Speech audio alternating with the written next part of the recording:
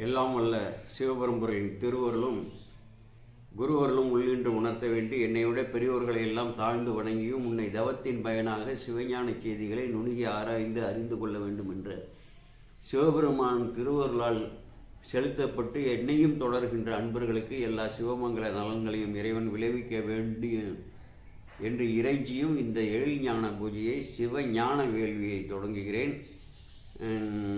மார்கழி மாதம் சுவாதி நட்சத்திரம் மானக்கஞ்சார நாயனாருக்கு திருநட்சத்திரம். அது விழா ஆனந்த தாண்டவபுரம் என்று மயிலாடுதுறையிலிருந்து 7 கிலோமீட்டர் தொலைவில் உள்ள ஊர். அது அங்கே மிகவும் சிறப்பாக அந்த விழா கொண்டாடப்படும். கிட்டத்தட்ட ஒரு 20 ஆண்டுகளுக்கு மேலாக நான் தொடர்ந்து அங்கே சென்று வருகிறேன். மூவலூர் சம்பந்தம் பிள்ளை என்ற ஒரு பெரியவர் அதற்கு அணுக்க தொண்டராக இருந்தார். அவரும் நானும் சேர்ந்து திருப்பணிகளை எல்லாம் செய்ததால் அதிலிருந்து தொடர்ந்து நான் இந்த விழாவிற்கு சென்று கலந்து கொள்வது ஒரு வழக்கமாக இருக்கிறது. மார்கழி மாதம் சுவாதி நட்சத்திரம் ஒரு அற்புதமான வரலாறு.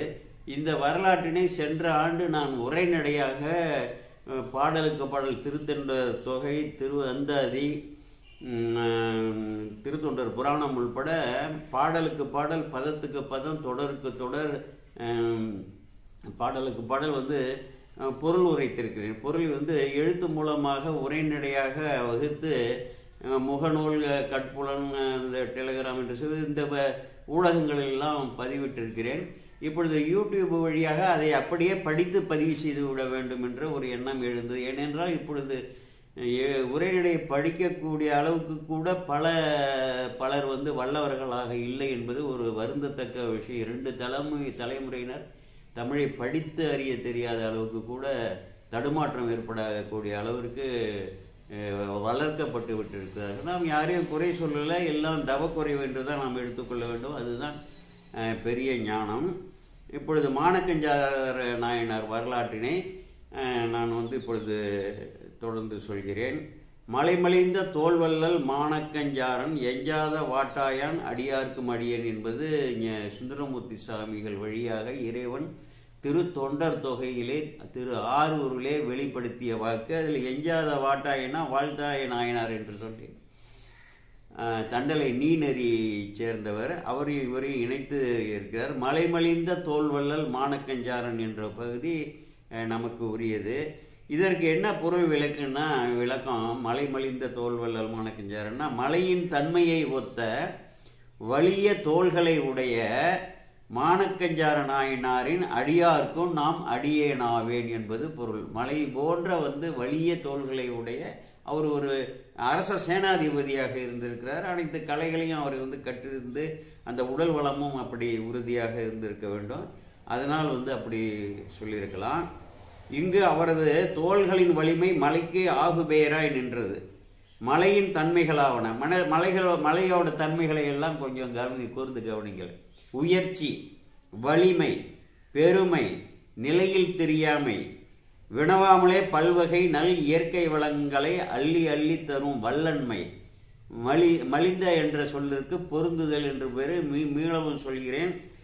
மலையின் தன்மைகளாவன உயர்ச்சி, வலிமை, பெருமை, நிலையில் தெரியாமை, வினவாமலே பல்வகை நல் இயற்கை வளங்களை அள்ளி தரும் வல்லன்மை.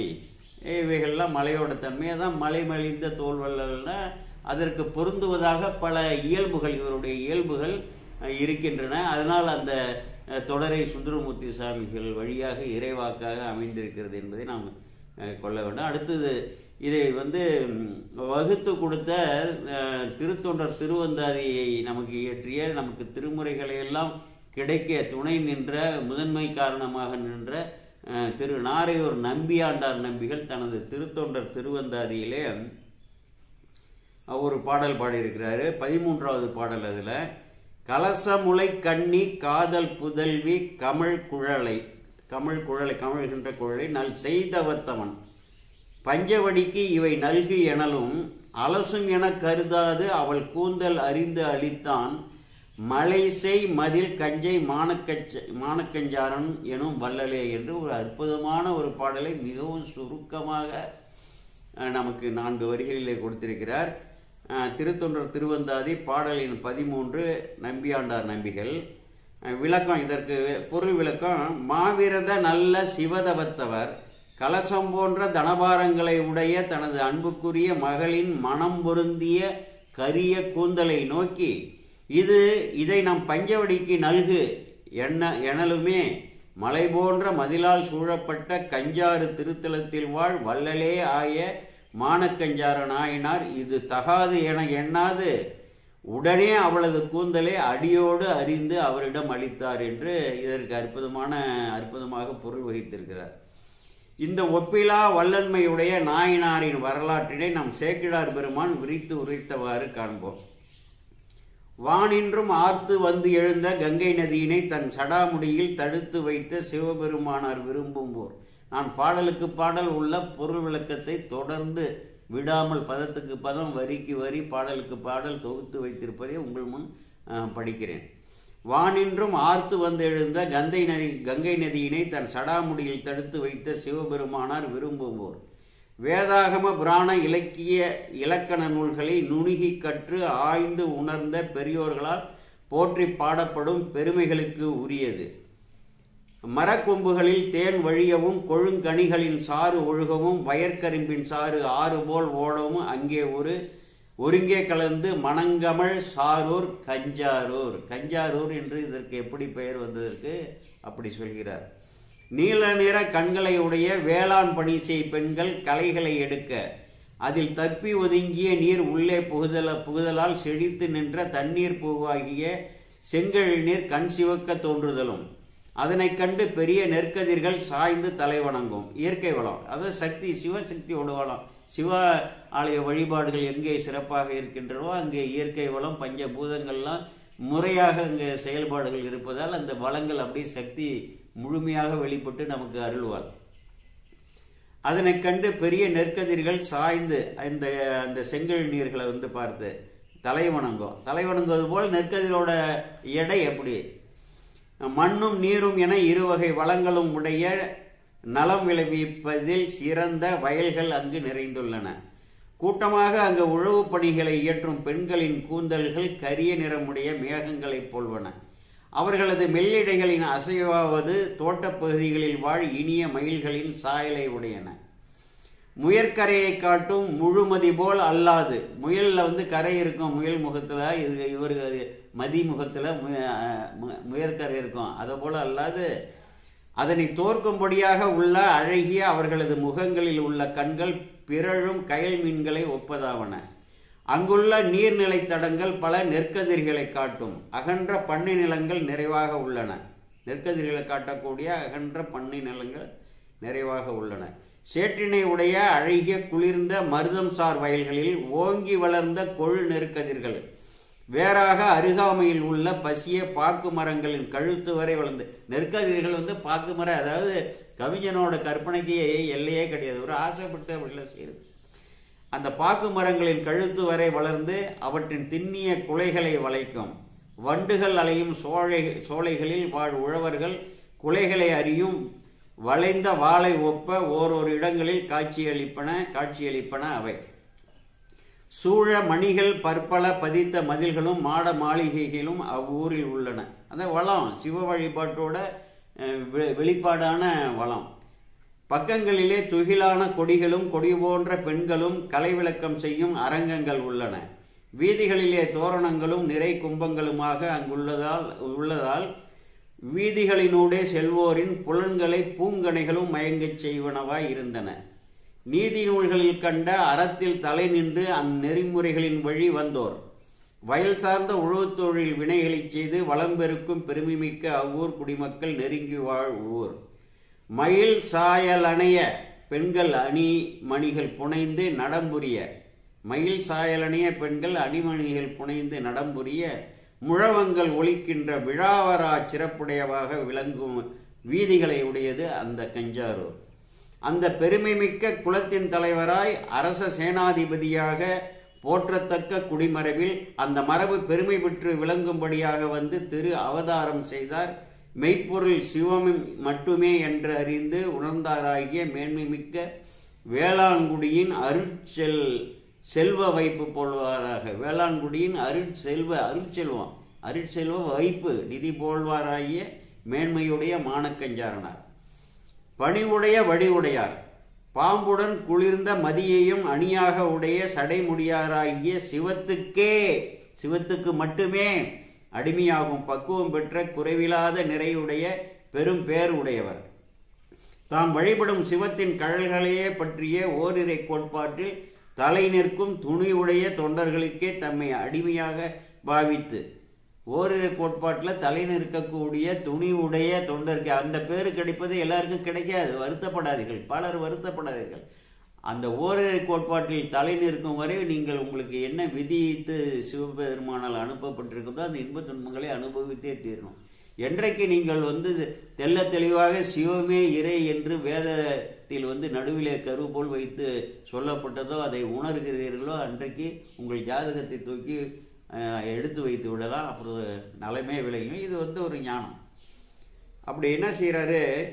ஓரிரை கோட்பாட்டில் தலை நிற்கும் துணிவுடைய தொண்டர்களுக்கே தம்மை அடிமையாக பாவித்து அவர்களுக்கு ஏவல் செய்வதே, அந்த தொண்டர்களுக்கு ஏவல் செய்வது, சிவ தொண்டர்களுக்கு ஏவல் செய்வதே தொழிலாக பூண்டவர். மாறாத பெருஞ்செல்வத்தின் வளம் பெருக வாழ்ந்தார். அச்செல்வங்கள் எல்லாவற்றுக்கும் கங்கை உழவக்கூடிய கற்றைவார் சடையராகிய அந்தனரது அடியவர்களாகிய இறுதி இல்லாத பெரும் திருவுடையார்களே உரிமையுடையோர் என்ற கருத்தனே இருந்தார். எவ்வளவோ செல்வங்கள் இருந்தாலும் இதற்கெல்லாம் உரிமையாளர்கள் யாருன்னா சிவபெருமான ஏக இறையாக வரித்து தொண்டு செய்கிறார்களே அந்த அடியார்கள் தான் என்ற ஒரு ஞானம் அப்படிப்பட்டு இருந்தார். எவற்றையும் அவர்கள் வேண்டி தம் விளைவை கூறுவதன் முன்னமே வரக்கூடிய அடியார்கள் தம்முடைய, அதுபோலதான் மிழலை குறும்ப நாயனாரும் அவர் யோக நிலையில் நின்றவருங்கிறாலும் அவரும் அறிந்து கருத்தறிந்து உதவக்கூடியவர். எவற்றையும் அவர்கள் வேண்டி தம் விளைவை கூறுவதன் முன்னமே அவர்கள் தம் நோக்கத்தை அறிந்து கொடுத்து ஈர்ந்து உவக்கும் தன்மையார் மனத்தினராய் வாழ்ந்து வந்தார்.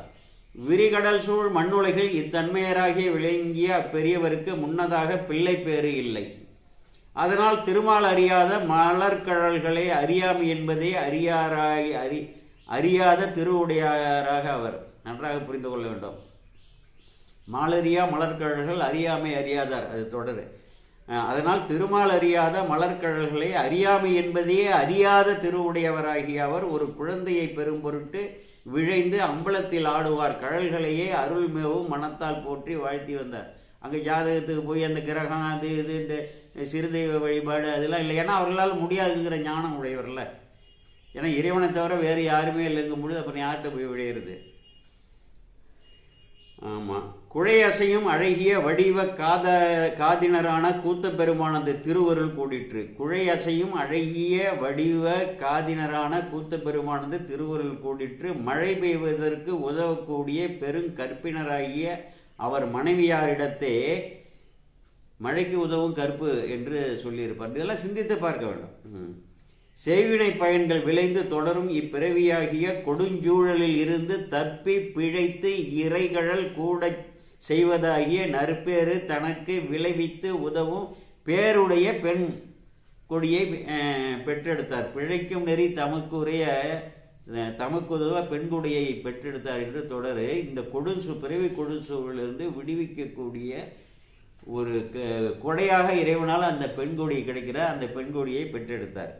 பெண் பிறந்த மகிழ்ச்சியினால் எல்லா வகையிலும் கெட்ட பசங்க பெண் பிறந்தா வாழ்க்கையே போயிட்டுன்னு முட்டாள்தனத்தோட எல்லை. எத்தனையோ பேர் சார் எனக்கு பொண்ணு பிறந்ததுன்னா உன் வீட்டில் மகாலட்சுமி பிறந்திருக்காடுன்னு அடுத்த வாரத்தை நான் அதுதான் சொல்லுவான். பெண்கள் இல்லைன்னா சமுதாயம் எப்படி இருக்கும்? இதெல்லாம் சிந்தித்து பார்க்க. ஒரு பெண்ணை எடுத்து வளர்த்து அதை விட ஒரு சிறப்பு இருக்குதா? இப்படிப்பட்ட நல்ல கற்றோர்கள்லாம் நல்ல பெரிய பெரிய பதவிகளில் இருந்தவெல்லாம் பெண் முதல்ல பிறந்தோன்னா அப்படியே எல்லாத்தையும் வாழ்க்கையை இழந்தவ மாதிரி சிந்தித்தவெல்லாம் பார்த்தேன். இடிந்த மக்கள் இங்கே பாருங்க. பெண் பிறந்த மகிழ்ச்சியினால் அந்த பெரிய மூதூர் வாழ் மக்களும் களிப்பெய்தினர். சிறந்த நிறைவான மங்கள இசைக்கருவிகள் முழங்கின. தேவர்களுக்கும் தலைவராகிய சிவத்தின் சைவ அறநெறியில் தலை நின்றவருக்கெல்லாம் அளவில்லாத பெருஞ்செல்வ வளத்தை பெருகிடச் செய்தார். இந்த இறைகருணையை போற்றிசைத்து ஒற்றார் புறப்பணிகளை செய்து வர அப்பொற்கொடியை போல்வாராகிய குழந்தையை வளர்த்து வந்தார். அப்பெண் குழந்தை காப்பணியும் பருவத்தை கடந்தால் வண்டுகள் மொய்க்கும் பூக்கள் அணியும் வண்ணம் சுருண்ட கூந்தல் வளரலாயிற்று. கூந்தல் தான் முக்கியம். இங்கே கூந்தல் வளரலாயிற்று. காதிகளில் பொன்னாலான குண்டலமும் சேர்ந்து தாழ அசைந்தது. பெண் வளர்ச்சி பருவத்தை வேகமாக கொண்டு வர்றார். கோவை செய்த மெல்லிய சிறு மணிகளுடைய மேகலையையும் சிற்றாடையையும் அத்துடன் இணைத்து பின்னப்பட்ட மணிகளும் அசைய தளிர் போன்ற மெல்லடிகளால் நடக்க தொடங்கினார். தன்னை போற்றி காக்கும் தாதியர்கள் சூழ இல்லத்தில் உள்முற்றத்தில் புனைந்த மலர்களை ஒத்த மெல்லிய கரங்களால் மணலினால் சிறு வீடு கட்டி விளையாடுவாள்.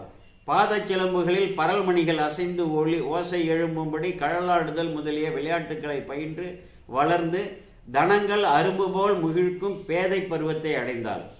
அந்த பெண்ணமுதங்கிறார் சாமி. அழகிய உடல் தோற்றப்பொழிவு வளர்ந்து பெருகலாயிற்று. மின்போல் இடையை தனபாரங்கள் வருத்தலாயிற்று.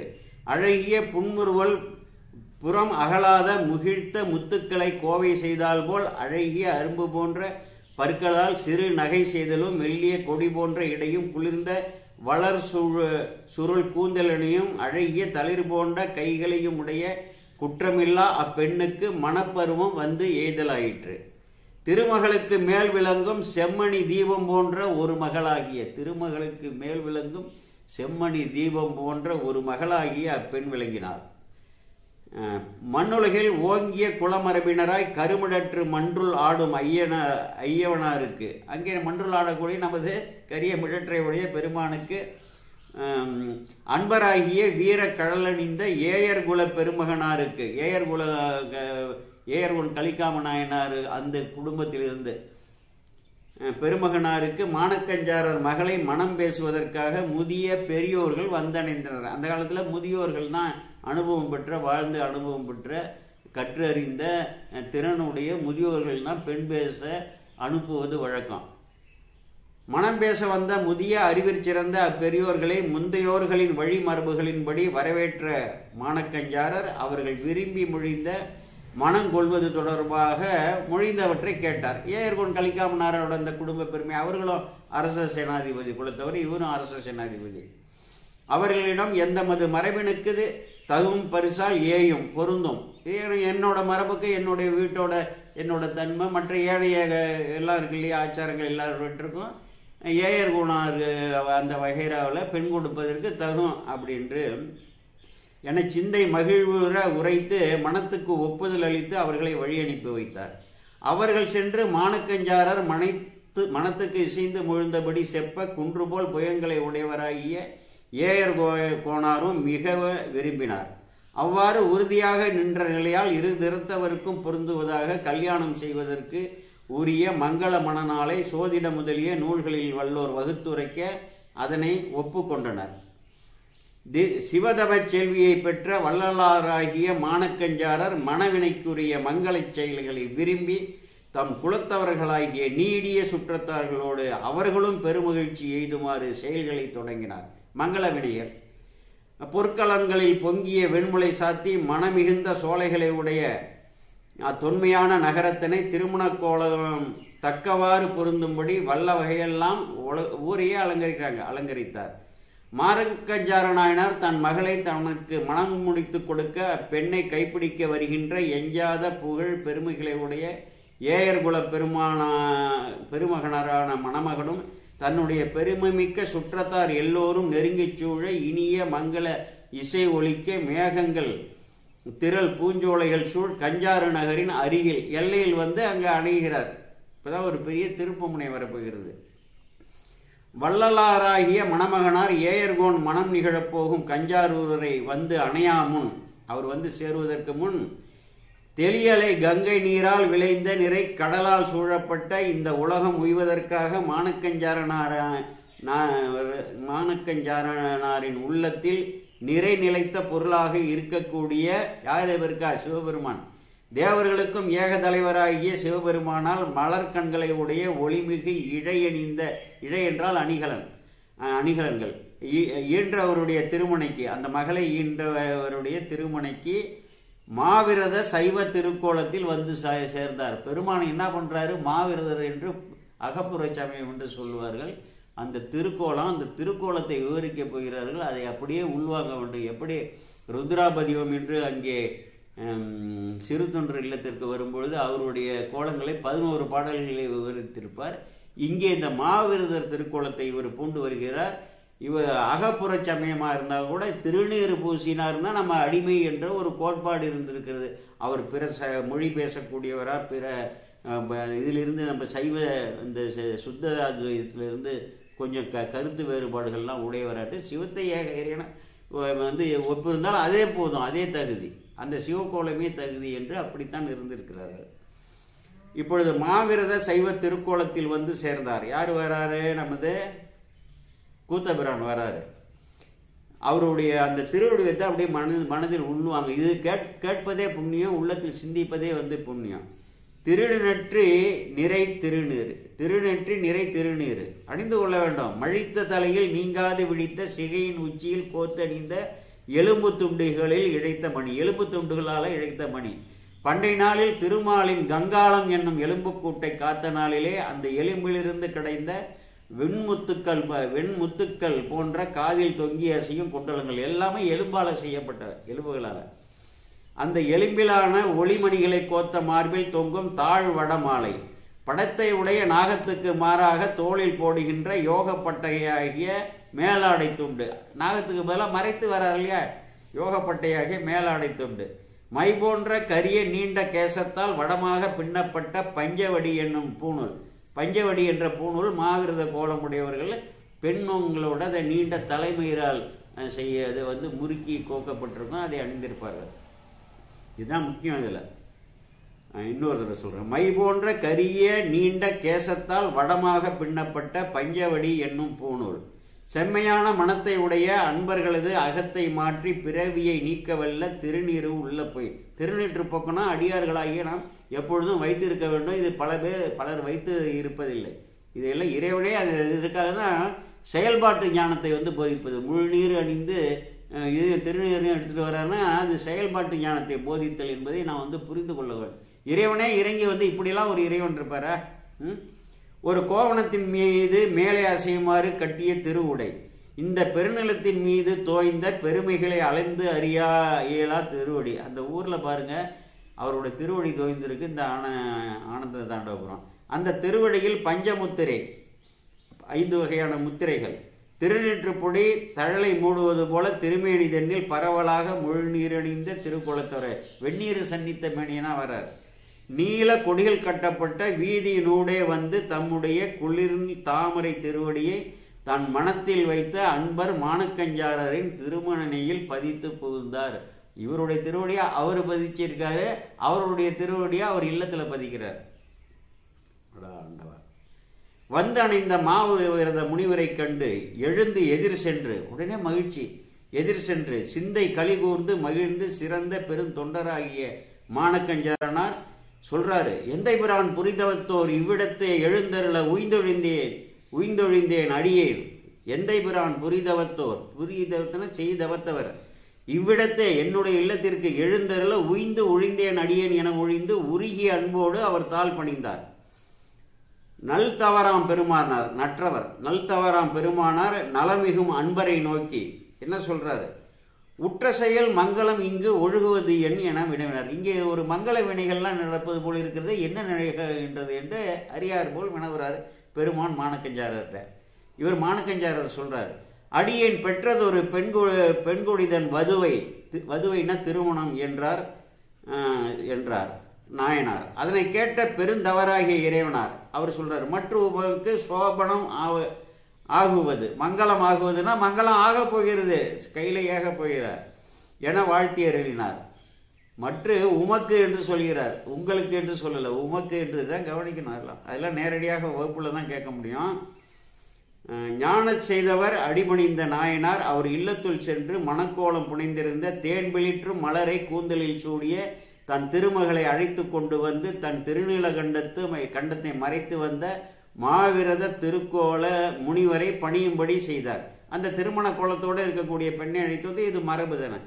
தன் சரண திருவடிகளை பணிந்து தாழ்ந்து எழுந்த மடக்கொடியாகிய மணப்பெண்ணின் மேகம் தழைத்தது போல வளர்ந்த மலர்கூந்தலை புறம் நோக்கி பார்த்த முனிவனார் இறைவனார் அங்கே அஞ்சலி செய்து நிற்கும் மெய்த்தொண்டராகிய நாயனாரை பார்த்து, அணங்கு இவள் தன் மயிர் நமக்கு பஞ்சவடிக்காம். இதுதான் சொல்றாரு, அணங்கு இவள் தன் மயிர் நமக்கு பஞ்சவடிக்குன்னா இந்த பூணூல் மயிரால் கட்டுவதற்கு தேவைப்படுங்கிறத சொல்கிறார்.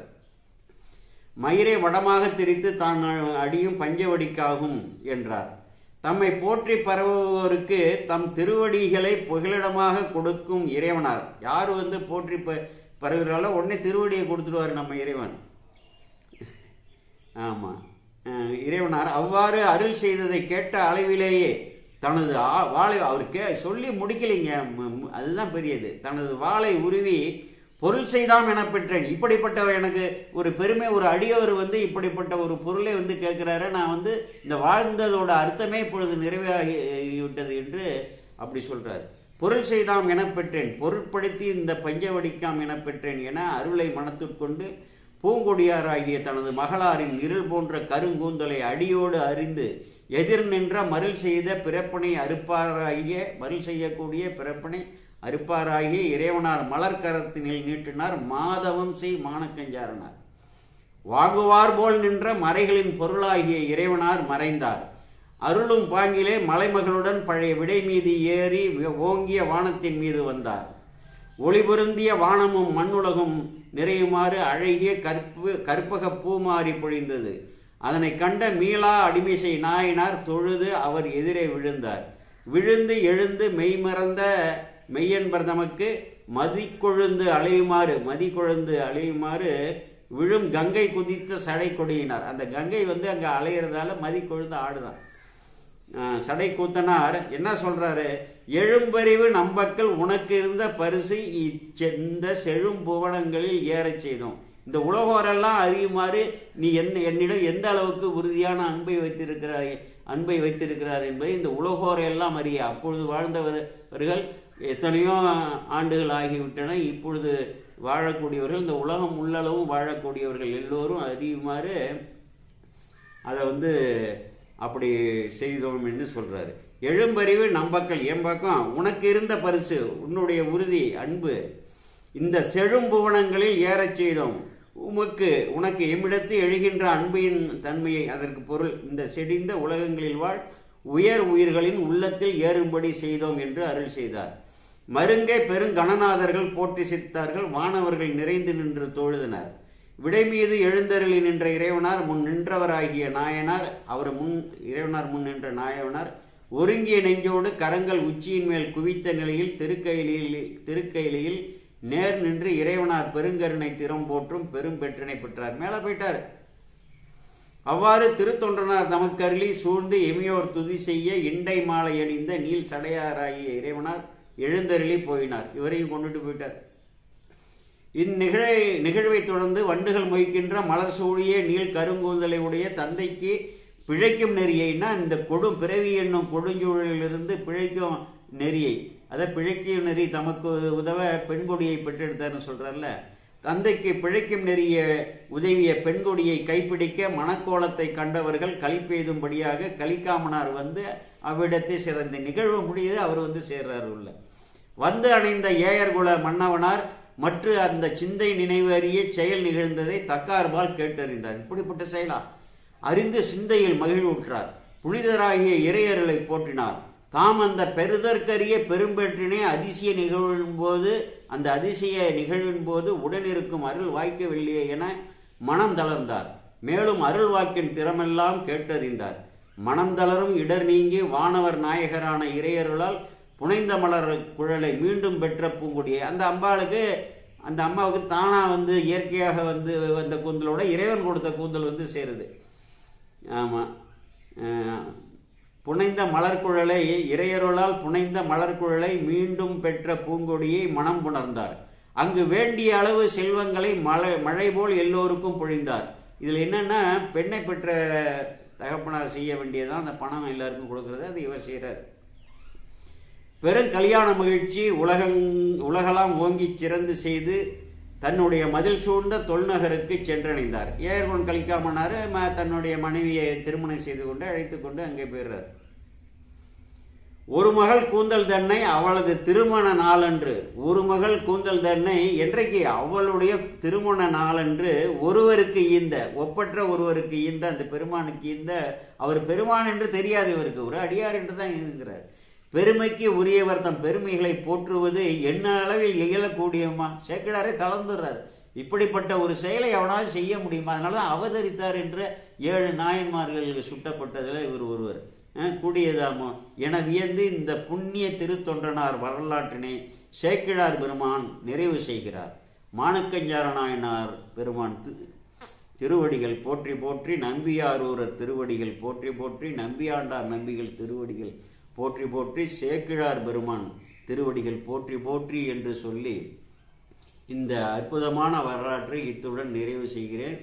அன்பர்கள், இதை மற்றவர்களுக்கு எடுத்து சொல்லுங்கள். தயவு செய்து ஒரு முறைக்கு 2 முறை படித்து உள்ளத்திலே அதை முழுமையாக பதிவு செய்யுங்கள். எல்லா நலன்களும், வாழ்வியல் நலன்களும் நீங்கள் எல்லோரும் பெறுவீர்கள் என்று இறையருளால் பெறுவீர்கள் என்று வாழ்த்தி கோமல் சேகராகிய நான் விடைபெறுகிறேன். வணக்கம். சிவாய நம, சிவாய நம.